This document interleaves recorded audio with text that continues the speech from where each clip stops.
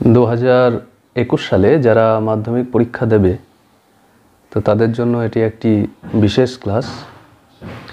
2021 সালে মাধ্যমিক পরীক্ষায় ইতিহাস বিষয়ে যারা একটু ভালো ফল করতে চাও, জানো যে এই বিষয়টিতে এখন 100তে 100ও পাওয়া যায়। তো সেক্ষেত্রে সাজেশন বলে কিন্তু কিছু হয় না। এই কথাটা প্রথমেই বলে রাখি যে 10টা প্রশ্ন পড়ে গেলাম, তার মধ্যে 8টা প্রশ্ন কমন পেলাম, এরকম শর্টকাট মেথডে কিন্তু 100ই 100 কখনো উঠবে না। কিন্তু একটা প্রিপারেশন তো নিতে হয়। সেই প্রিপারেশন নেওয়ার ক্ষেত্রে যে কোশ্চেনগুলো মাথায় রাখতে হয়, যেগুলো খুব গুরুত্বপূর্ণ, যে কোশ্চেনগুলোর প্রস্তুতি ধাপে ধাপে ধাপে ধাপে তৈরি করতে হয়, তো সেই ধরনের কিছু গুরুত্বপূর্ণ প্রশ্ন যেগুলি বেশিরভাগই পরীক্ষায় আসার সম্ভাবনা প্রবল বলে আমি মনে করি, তো তার একটি বিশ্লেষণ যে কেন সেগুলি আসার সম্ভাবনা আছে এবং কোন কোন প্রশ্নগুলি আসার সম্ভাবনা আছে। তো তারপর আমরা আর একটা পার্টে সেখানে এই দরকারি প্রশ্নগুলোর উত্তর কিভাবে লিখতে হবে, কোন কোন বিষয় নজর দিলে একদম পুরোপুরি নম্বর পাওয়া যাবে, সেটা আমরা আলোচনা করব। তাহলে আজকের পার্টে যে বিষয়টি নিয়ে আলোচনা করব সেটি হচ্ছে যে কোন অধ্যায় থেকে, প্রত্যেকটা অধ্যায় ভিত্তিক কোন অধ্যায় থেকে কোন কোন প্রশ্ন এবছরের জন্য 2021 সালের জন্য অত্যন্ত গুরুত্বপূর্ণ। আর প্রথম অধ্যায় যদি দেখি, প্রথম অধ্যায়ে কিন্তু 4 নম্বর এবং 8 নম্বরের প্রশ্ন 2017 সালে একবারই মাত্র পড়েছিল একটি প্রশ্ন, নারী ইতিহাস সম্পর্কে। তারপর 18, 19, 20, 3 বছর কিন্তু এই চ্যাপ্টার থেকে কোনো বড় প্রশ্ন পড়েনি। এই অধ্যায় থেকে, এই চ্যাপ্টারটি থেকে কোশ্চেন কম আসে পরীক্ষায়, বড় প্রশ্ন কম আসে, কিন্তু প্রশ্নের সংখ্যা অনেক বেশি। তো সেই জন্য এইটাকে আপাতত যদি বাদ রাখি, এই চ্যাপ্টার থেকে আমরা মোটামুটি কয়েকটি গুরুত্বপূর্ণ প্রশ্ন তাও বলে দিই যেগুলো করা দরকার, কিন্তু এখান থেকে আসার সম্ভাবনা প্রায় নেই বললেই চলে, যেহেতু একটা এসেছিলো। তো এখান থেকে 2 নম্বর এবং 1 নম্বরের প্রশ্ন অনেক বেশি আসে। তা সত্ত্বেও যেগুলো দেখে রাখা দরকার আছে সেটা হচ্ছে যে আধুনিক ভারতের ইতিহাস চর্চার উপাদান, বিশেষ করে সরকারি নথিপত্র, এই সরকারি নথিপত্রের গুরুত্ব। আর একটা হচ্ছে ইতিহাস চর্চার উপাদান হিসেবে আত্মজীবনী, স্মৃতিকথার গুরুত্ব আর চিঠিপত্রের গুরুত্ব। এই তিনটে হচ্ছে খুব গুরুত্বপূর্ণ। এই তিনটে বিষয় সম্পর্কে তোমরা দেখে রাখতে পারো। আর নারী ইতিহাস যেহেতু 17 সালে একবার এসেছে, তাই নারী ইতিহাসটাকেও তোমরা গুরুত্বপূর্ণ তালিকায় রাখবে। দ্বিতীয় অধ্যায় থেকে একটা জিনিস তোমাদের বলে রাখি যে এই ট্রেন্ডটা 17, 18, 19, 20 এই 4 বছরের পরীক্ষার ট্রেন্ড কিন্তু এইটা বোঝা যাচ্ছে যে একই সালে যে কোশ্চেনগুলো পড়ে গেছে সেটা কিন্তু আর রিপিট হচ্ছে না। মাত্র আমি দেখলাম 2টো কি 3টে প্রশ্ন রিপিট হয়েছে। সেটা হচ্ছে যে একবার ওই শিক্ষা বিস্তারে ছাপাখানার ভূমিকা 5ম অধ্যায় থেকে 17 আর 19-এ পড়েছে, আর একটা হচ্ছে যে শিক্ষিত বাঙালি সমাজের মনোভাব 1857 বিদ্রোহের প্রতি, এটা 17 আর 20-তে পড়েছে। আর সেরকম কিন্তু কোনো প্রশ্ন, আর একটা 18 আর 20, 18 সালের একটা কোশ্চেন রিপিট হয়েছিল, সেটা হচ্ছে উদ্বাস্তু সমস্যা।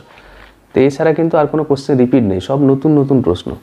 তাহলে দ্বিতীয় অধ্যায় থেকে যে প্রশ্নগুলো পড়ে গেছে বিভিন্ন সালে, সেগুলোকে বাদ দিয়ে যেগুলো দরকারি প্রশ্ন পড়ে থাকে সেইগুলো আমি একটুখানি বলে দিচ্ছি।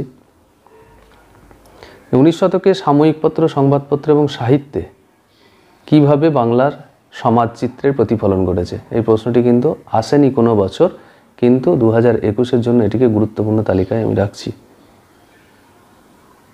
নেক্সট কোশ্চেন দ্বিতীয় অধ্যায় থেকে নারী শিক্ষার প্রসারে বিদ্যাসাগরের ভূমিকা। বিদ্যাসাগরের বিধবা বিবাহ আন্দোলন সম্পর্কে এসেছে, কিন্তু নারী শিক্ষা নিয়ে বিদ্যাসাগরের কোনো প্রশ্ন কোনো বছর আসেনি। রামমোহনের সতীদাহ নিয়ে প্রশ্ন এসেছে, তো রামমোহনটাকে আমরা সমাজ সংস্কার বা শিক্ষা সংস্কার হিসেবে দেখে রাখতে পারি। আর একটি পার্ট হচ্ছে যে চিকিৎসা বিদ্যার বিকাশে কলকাতা মেডিকেল কলেজ, এটা 2018-তে এসেছে, কিন্তু 2021-এ যেটি আসার সম্ভাবনা আছে সেটি হচ্ছে যে উচ্চশিক্ষার বিকাশে কলকাতা বিশ্ববিদ্যালয়ের ভূমিকা। উচ্চশিক্ষার বিকাশে কলকাতা বিশ্ববিদ্যালয়ের ভূমিকা এটা অত্যন্ত গুরুত্বপূর্ণ বলে আমি মনে করছি। ডিরোজি এবং নব্যবঙ্গ আন্দোলন সম্পর্কে কোনো প্রশ্ন এখনও পর্যন্ত 17, 18, 19, 20 কোনো বছর আসেনি। এই নব্যবঙ্গ আন্দোলন সম্পর্কে 21 সালে প্রশ্ন আসার সম্ভাবনা প্রবল। ব্রাহ্ম সমাজ এর সংস্কার আন্দোলনে ব্রাহ্ম সমাজের ভূমিকা এসছে। তো ব্রাহ্ম সমাজের আর একটা যেটা কোশ্চেন থাকে বিবর্তন, বিভাজন, বৈশিষ্ট্য, এটা অতটা গুরুত্বপূর্ণ নয়, কিন্তু তবুও করে রাখতে হবে। রামকৃষ্ণের সর্বধর্ম সমন্বয়ের আদর্শ চলে এসেছে 2020-তে, বিবেকানন্দের নব্য বেদান্তের আদর্শও চলে এসেছে। তাহলে আরেকটি যেটা গুরুত্বপূর্ণ প্রশ্ন এই চ্যাপ্টারের মধ্যে পড়ে আছে সেটা হচ্ছে বাংলার নবজাগরণ। বাংলা নবজাগরণের চরিত্র বৈশিষ্ট্য পর্যালোচনা এবং বিতর্ক এ সম্পর্কে যা আছে। আর টিকা হিসেবে করতে হবে বামাবোধিনী, হিন্দু পেট্রিয়ট আর গ্রাম বার্তা প্রকাশিকা। তাহলে আমি আরেকবার সমাপ করে দিই যে দ্বিতীয় অধ্যায় থেকে তাহলে আমরা গুরুত্বপূর্ণ প্রশ্ন কী কী পেলাম। দ্বিতীয় অধ্যায় থেকে গুরুত্বপূর্ণ প্রশ্ন হচ্ছে যে 19 শতকে সাময়িকপত্র, সংবাদপত্র, সাহিত্যে বাংলার সমাজচিত্রের প্রতিফলন, নারী শিক্ষায় বিদ্যাসাগরের ভূমিকা, উচ্চশিক্ষার বিকাশে কলকাতা বিশ্ববিদ্যালয়ের ভূমিকা, নব্যবঙ্গ আন্দোলন সম্পর্কে, আর হচ্ছে নবজাগরণ সম্পর্কে। আর কয়েকটি টিকা আছে, এই টিকাগুলোও একটু করে রাখতে হবে। এটা হচ্ছে ডেভিড হেয়ার, খুব গুরুত্বপূর্ণ, বামাবোধিনী, হিন্দু পেট্রিয়ট আর গ্রাম বার্তা প্রকাশিকা। আর একটি আছে মেকলে মিনিটস, যেহেতু উডের ডেসপ্যাচ 2020-তে পড়েছে, তাই 2021-এ মেকলে মিনিটস আসার একটু সম্ভাবনা আছে। এই গেল দ্বিতীয় অধ্যায়ে 4 নম্বর এবং 8 নম্বর যা প্রশ্ন দেবে, মোটামুটি এইগুলো হচ্ছে 2021-এর জন্য গুরুত্বপূর্ণ। এছাড়াও 17, 18, 19, 20-তে যেগুলো পড়েছে সেগুলো তোমরা একবার দেখে রাখতে পারো, কিন্তু রিপিট হওয়ার সম্ভাবনা খুব কম। তৃতীয় অধ্যায় থেকে যে গুরুত্বপূর্ণ প্রশ্ন, তৃতীয় অধ্যায় থেকে আমরা দেখছি যে 17, তো তৃতীয় অধ্যায় থেকে আমরা দেখি, তৃতীয় অধ্যায় থেকে 17, 18-তে 2 বছর পড়েছে, কিন্তু 19, 20-তে কোনো তৃতীয় অধ্যায় থেকে প্রশ্ন পড়েনি। তা তৃতীয় অধ্যায় থেকে যে প্রশ্নগুলো আসার সম্ভাবনা আছে, 17 আর 18-তে পড়েছিল, 17-তে পড়েছে সাঁওতাল বিদ্রোহ, 18-তে পড়েছে ঔপনিবেশিক অরণ্যায়ন। তাহলে এই দুটো যদি রিপিট হয়, দুটো করে রাখতে হবে। এছাড়া এই দুটো ছাড়া যে গুরুত্বপূর্ণ আছে সেটা হচ্ছে নীল বিদ্রোহ। নীল বিদ্রোহের সংক্ষিপ্ত বিবরণ দাও, এটা অত্যন্ত গুরুত্বপূর্ণ। নীল বিদ্রোহ ছাড়া টিকা হিসেবে করে রাখা যেতে পারে কোল বিদ্রোহ, ওয়াহাবি ফরাজি আন্দোলন আর সন্ন্যাসী ফকির বিদ্রোহ। আর কিছু করার সেরকম প্রয়োজন নেই। তাহলে এখান থেকে আমরা পেলাম ওই 17, 18 দুটো ঔপনিবেশিক অরণ্যায়ন, সাঁওতাল বিদ্রোহ, এই দুটো যদি করে রাখি, 17, 18-তে যেহেতু এসছে, এটা রিপিট হলেও হতে পারে। তার সাথে করে রাখতে হবে নীল বিদ্রোহ, অত্যন্ত গুরুত্বপূর্ণ, কোল বিদ্রোহ আর ওয়াহাবি ফরাজি আন্দোলন। ব্যাস, তৃতীয় অধ্যায় শেষ। চতুর্থ অধ্যায় থেকে আমাদের কি কি কোশ্চেন করতে হবে? চতুর্থ অধ্যায় থেকে একটি কোশ্চেন মহারানীর ঘোষণাপত্র, অত্যন্ত গুরুত্বপূর্ণ 2021-এর জন্য। মহারানীর ঘোষণাপত্র সম্পর্কে আলোচনা করো। আর এটা হচ্ছে সভা সমিতির যুগ, এই যুগের বৈশিষ্ট্য, দ্বিতীয়। 3 নম্বর হচ্ছে 19 শতকে লেখায় ও রেখায় কীভাবে জাতীয়তাবোধের বিকাশ ঘটে। এই 3টে গুরুত্বপূর্ণ প্রশ্ন। মহারানীর ঘোষণাপত্র একটা, সভা সমিতির যুগ বলতে কী বোঝায় এর বৈশিষ্ট্য, আর লেখায় রেখায় কীভাবে জাতীয়তাবোধের বিকাশ ঘটে। 3টি মূল প্রশ্ন, তার সাথে কয়েকটি টিকা করে রাখতে হবে। টিকাগুলোর মধ্যে গুরুত্বপূর্ণ হচ্ছে একটা জমিদার সভা, যেহেতু বঙ্গভাষা প্রকাশিকা সভা, ভারত সভার হিন্দু মেলা, এই 3টে মোটামুটি চলে এসছে। 19-এ 2টো এসেছিলো, 20-তে একটা এসছে। জমিদার সভা একবারও আসেনি, জমিদার সভা কিন্তু অত্যন্ত গুরুত্বপূর্ণ। আর আনন্দমঠ, বর্তমান ভারত, গোরা আর ভারত মাতা, তার সাথে গগনেন্দ্রনাথের ব্যঙ্গচিত্র, এই কটা টিকা আর ওই 3টে মূল প্রশ্ন। তাহলেই চতুর্থ অধ্যায়ের প্রশ্ন তালিকা শেষ। পঞ্চম অধ্যায় থেকে যে প্রশ্নগুলি করতে হবে, পঞ্চম অধ্যায়ের বাংলায় ছাপাখানার বিকাশ, এটি এলে একদম বড় প্রশ্ন আসবে, মানে 8 নম্বরের প্রশ্ন আসবে, 4 নম্বরের প্রশ্ন আসবে না। তো তার থেকেও গুরুত্বপূর্ণ হচ্ছে যে ছাপাখানার বিকাশে ইউ রায় অ্যান্ড সন্সের ভূমিকা, এটা অত্যন্ত গুরুত্বপূর্ণ 2021-এর জন্য। বিজ্ঞান শিক্ষা এবং কারিগরি শিক্ষা, বিজ্ঞান কারিগরি শিক্ষা থেকে প্রশ্ন আসতে পারে যে আলাদা করে, মানে 4 নম্বরের IACS-এর ভূমিকা বিজ্ঞান শিক্ষার প্রসারে, Indian Association for the Cultivation of Science, আর কলকাতা বসু বিজ্ঞান মন্দির। এই দুটির মধ্যে কিন্তু একটি আসার সম্ভাবনা এবার প্রবল। তার সাথে ঔপনিবেশিক শিক্ষা সম্পর্কে রবীন্দ্রনাথের কি ধারণা ছিল।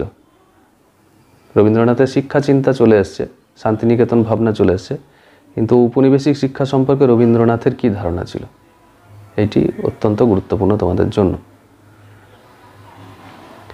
আর একটি প্রশ্ন যেটি 17-র পর 19-এ রিপিট হয়েছে, তোমাদের আবার 19-এর পর 21-এও আসতে পারে এই চ্যাপ্টার থেকে, যেটি বারবার রিপিট হচ্ছে, সেটা হচ্ছে শিক্ষা বিস্তারে ছাপাখানার ভূমিকা। এটি 2021-এর জন্য তোমরা অবশ্যই করে রাখবে, কারণ এটি 2 বছর এসেছে, 17-তে এসছে, 19-এ এসছে। তো এই কোশ্চেনটি যেহেতু বারবার রিপিট হচ্ছে, তাই তোমাদের 21-এও কিন্তু এই কোশ্চেনটি রিপিট হতে পারে। ষষ্ঠ অধ্যায় থেকে 18-তে একবার এসেছিল উপনিবেশ বিরোধী আন্দোলনে বামপন্থীদের ভূমিকা, আর 20 সালে 2টো প্রশ্ন এসছে, বরদৌলি সত্যাগ্রহ আর বঙ্গভঙ্গ বিরোধী আন্দোলনের শ্রমিক আন্দোলন। তোমাদের যেটা পড়ে থাকছে সেটা হচ্ছে অসহযোগ পর্বে কৃষক আন্দোলন হতে পারে, একা আন্দোলন, বরদৌলি যেহেতু এসছে তাই একা আন্দোলন আসার তোমাদের সম্ভাবনা আছে। আর ওয়ার্কার্স অ্যান্ড পেজেন্টস পার্টি টিকা, এটা আমি মনে করি এবছরের জন্য সব থেকে বেশি দরকারি এই অধ্যায় থেকে, ওয়ার্কার্স অ্যান্ড পেজেন্টস পার্টি। আর বামপন্থী আন্দোলনে মানবেন্দ্রনাথ রায়ের ভূমিকা, বামপন্থী আন্দোলনে মানবেন্দ্রনাথ রায়ের ভূমিকা, ওয়ার্কার্স অ্যান্ড পেজেন্টস পার্টি, একা আন্দোলন, এই তিনটি হচ্ছে এই অধ্যায় থেকে এবছরের জন্য সব থেকে, মানে 2021-এর জন্য সব থেকে গুরুত্বপূর্ণ। এর পাশাপাশি যেটা করে রাখবে সেটা হচ্ছে যে অসহযোগ আইন অমান্য, এই দুটো পর্বে কৃষক আন্দোলন এবং শ্রমিক আন্দোলন, দুটি পর্বে কৃষক আন্দোলনের বিবরণ এবং শ্রমিক আন্দোলনের বিবরণ। তাহলে ষষ্ঠ অধ্যায় হয়ে গেল। সপ্তম অধ্যায় থেকে 17-তে এসছে, 19-এ এসছে, 20-তে কোনো প্রশ্ন আসেনি, 18-তেও আসেনি। 21 সালে কিন্তু আসার আমাদের সম্ভাবনা আছে। 21 সালে যে প্রশ্নগুলো আসার সম্ভাবনা আছে সেটা হচ্ছে 20 শতকে ভারতের নারী আন্দোলনের চরিত্র বৈশিষ্ট্য, খুব গুরুত্বপূর্ণ। 20 শতকে ভারতের নারী আন্দোলনের চরিত্র বৈশিষ্ট্য। আর একটা হচ্ছে যে 20 শতকে ভারতের ছাত্র আন্দোলনের চরিত্র বৈশিষ্ট্য। এই দুটি প্রশ্ন এই অধ্যায় থেকে আসার সম্ভাবনা আছে। তার সাথে টিকা করে রাখবে দীপালি সংঘ, প্রীতিলতা ওয়াদ্দেদার আর কল্পনা দত্ত, এই তিনটি টিকা আর দুটি মূল প্রশ্ন, নারী আন্দোলনের চরিত্র বৈশিষ্ট্য, ছাত্র আন্দোলনের চরিত্র বৈশিষ্ট্য। আর টিকা হিসেবে বললাম দীপালি সংঘ, প্রীতিলতা ওয়াদ্দেদার আর কল্পনা দত্ত, এই তিনটে টিকা করে রাখবে। তাহলে আর কিছু করার দরকার নেই সপ্তম অধ্যায় থেকে। সপ্তম অধ্যায়ে আরেকটা পার্ট আছে, সেটা হচ্ছে দলিতের যে পার্ট। দলিত পার্টে নমশূদ্র আন্দোলন 2020-তে এসছে, দলিত অধিকার বিষয়ে গান্ধী আম্বেদকর বিতর্ক 17-তে এসছে। তাহলে ওই দলিত অধিকার বিষয়ে গান্ধী আম্বেদকর বিতর্ক এটা রিপিট হলেও হতে পারে, 17-তে এসছে, এটা কিন্তু 21-এ আসতে পারে, কারণ দলিত অধিকার বিষয় এই দুটোই হচ্ছে খুব গুরুত্বপূর্ণ, নমশূদ্র আর গান্ধী আম্বেদকর বিতর্ক। যেহেতু নমশূদ্রটা 20-তে এসছে, তাই গান্ধী আম্বেদকর বিতর্ক হয়তো আরেকবার রিপিট হতে পারে, এটাও তোমরা করে রাখবে। এরপর হচ্ছে অষ্টম অধ্যায়। অষ্টম অধ্যায়ে তোমরা জানো যে বিভিন্ন রাজ্যের ভারতভুক্তি একটি খুব গুরুত্বপূর্ণ। কাশ্মীরের ভারতভুক্তি এটা 19-এ এসছে, জুনাগড়ের ভারতভুক্তি এটা 20-তে এসছে, হায়দ্রাবাদের ভারতভুক্তি 18-তে এসছে। তার মানে 18, 19, 20 পরপর 3 বছর কিন্তু 3টি রাজ্যের ভারতভুক্তি এসছে। তো এইবার তোমাদের এই 21-এর জন্য যেটা করে রাখতে হবে সেটা হচ্ছে যে দেশীয় রাজ্যগুলির যে ভারতভুক্তি, সেই ভাষাভিত্তিক যে রাজ্য পুনর্গঠন, সেই ভাষাভিত্তিক রাজ্য পুনর্গঠন কিভাবে হয়েছিল সেইটা তোমাদের জন্য কিন্তু খুব গুরুত্বপূর্ণ। আর অন্ধ্রপ্রদেশ কিভাবে পৃথক রাজ্যে পরিণত হয় এইটা একটু করে রাখবো। অন্ধ্রপ্রদেশ কিভাবে পৃথক রাজ্যে পরিণত হয়। আত্মজীবনী স্মৃতিকথা থেকে দেশভাগ সম্পর্কে কি জানা যায়, খুব গুরুত্বপূর্ণ এই প্রশ্নটি। আত্মজীবনী স্মৃতিকথা থেকে দেশভাগ সম্পর্কে কি জানা যায়, অন্ধ্রপ্রদেশ কিভাবে পৃথক রাজ্যে পরিণত হয়, আর ভাষার ভিত্তিতে রাজ্য পুনর্গঠনের বিষয়টি আলোচনা করো, মানে ভাষার ভিত্তিতে কিভাবে রাজ্য পুনর্গঠন হয়েছিল। আর এই প্রশ্নগুলো তিনটে যেহেতু রাজ্য চলে এসছে 18, 19, 20-তে, তো অন্তর্ভুক্তি সম্পর্কে যেহেতু প্রতি বছর প্রশ্ন দিচ্ছে, তাই অন্তর্ভুক্তি সম্পর্কে এই 3টি রাজ্য ছিল। তো এখান থেকে কিন্তু 3টি রাজ্য থেকে রিপিট হতে পারে। যদি রিপিট হয় তাহলে কাশ্মীর এবং হায়দ্রাবাদ এই দুটি হচ্ছে সম্ভাবনা, যে কাশ্মীর কীভাবে ভারতের অন্তর্ভুক্ত হয় আর হায়দ্রাবাদ কীভাবে ভারতের অন্তর্ভুক্ত হয়, এটা একটু করে রাখবে, কারণ এটা রিপিট হওয়ার সম্ভাবনা আছে। মোটামুটি এই প্রশ্নগুলো আপাতত তৈরি করো। আমি পরের পার্টে এই যে প্রশ্নগুলোর কথা বললাম, এই প্রশ্নগুলোর উত্তর কিভাবে লিখতে হবে সেটা নিয়ে একটি ক্লাস খুব শীঘ্রই এটা তৈরি করার চেষ্টা করছি। আর তারপরে মানে এখন তোমাদের পরীক্ষা হতে অনেক দেরি, মানে এই তো সবে ধরো জুলাইয়ের শেষ, মানে আগস্ট, সেপ্টেম্বর, অক্টোবর, নভেম্বরে তোমাদের টেস্টের পর যদি আরও কোনো টেস্ট পেপার বেরোনোর পর বা কোশ্চেন ব্যাংক বেরোনোর পর একটি আরও একটু সামাপ করে দেওয়ার চেষ্টা করা হবে, যে নতুন কোনো প্রশ্ন যোগ করার দরকার আছে কিনা, বা যে প্রশ্নগুলো দরকারি বলেছিলাম তার মধ্যে কোনোটা এবছর বাদ দিলেও হবে কিনা। যেগুলো বলা হলো যেগুলো মোটামুটি বাদ দেওয়ার কিছু নেই, এগুলো সবটাই হচ্ছে খুবই গুরুত্বপূর্ণ। এর সাথে কিছু প্রশ্ন হয়তো যোগ হতে পারে, সেই প্রশ্নটা আমি নভেম্বরের পরে আপনাকে যেটা ফাইনাল যে কোশ্চেনের লিস্ট আর একটা তোমাদের করে দেওয়া হবে, মানে সাজেশনই বলো আর গুরুত্বপূর্ণ প্রশ্নের তালিকায় বলো, তো তখন কিন্তু ওগুলোকে আবার ধরার চেষ্টা করবো। তো আপাতত যে গুরুত্বপূর্ণ প্রশ্নগুলো বললাম এইগুলো এখন থেকে তৈরি করার চেষ্টা করো, এখান থেকে কিন্তু ম্যাক্সিমাম কোশ্চেন তোমাদের ফাইনাল আসার সম্ভাবনা আছে। আর এই কোশ্চেনগুলো সম্পর্কে যদি কোনো রকম কিছু সমস্যা থাকে, কিভাবে উত্তর লিখবে বুঝতে না পারো, বা অন্য কোনো এই কোশ্চেনটা অন্য কীভাবে আসতে পারে এই সম্পর্কেও যদি তোমাদের মনে প্রশ্ন জাগে, তাহলে অবশ্যই কমেন্ট করে জানাবে, বা আমি আমার হোয়াটসঅ্যাপ নম্বরটা এখানে দিয়ে দেবো। তো হোয়াটসঅ্যাপ নম্বরে আমাকে মেসেজ করে জানাতে পারবে। আর হোয়াটসঅ্যাপে মেসেজ করলে আমি এই কোশ্চেনের যে তালিকা, সেই তালিকার একটি পিডিএফও তোমাদেরকে পাঠিয়ে দেওয়ার চেষ্টা করব। ঠিক আছে।